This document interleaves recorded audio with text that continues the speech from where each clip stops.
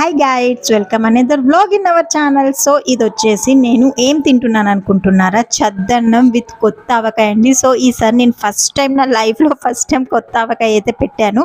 So ఎలా పెట్టాను ఏంటి అనేది ఫుల్ వీడియో అయితే నేను తొందరలో అప్లోడ్ చేస్తాను. ఇక్కడ చూసారా, కొత్త ఆవకాయ డబ్బా మూత తీయగానే భలే స్మెల్ వచ్చిందండి. ఎవరైనా ఆవకాయ పెట్టడం అంటే చాలా పెద్ద కష్టమైన పనేమో అనుకుంటారు, కానీ చాలా ఈజీగా పెట్టేశానండి. సో ఫస్ట్ టైం కదా అని నేనైతే లైట్గా ఒక 4-5 కాయలతో పెట్టాను. టేస్ట్ మాత్రం సూపర్ అంటే సూపర్గా వచ్చింది. చూడగానే నోరు ఊరిపోయింది.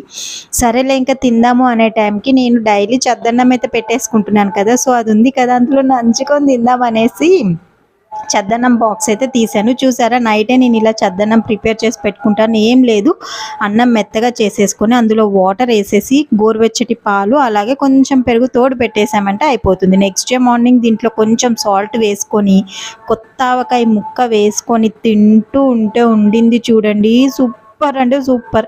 ఇలా చద్దన్నం తినడం అనేది మనకి చాలా హెల్దీ అండి, చాలా చాలా మంచిదన్నమాట. బ్రేక్ఫాస్ట్ కంటే కూడా ఇలా ట్రై చేయండి. రైస్ని మీకు కడుపు ఎంత చల్లగా ఉంటుందంటే ఈ సమ్మర్లో చాలా చలవ చేస్తుంది. అండ్ హెల్త్ బెనిఫిట్స్ కూడా చాలా బాగుంటాయి. నేనైతే నా అన్నాన్ని ఎంజాయ్ చేస్తానండి.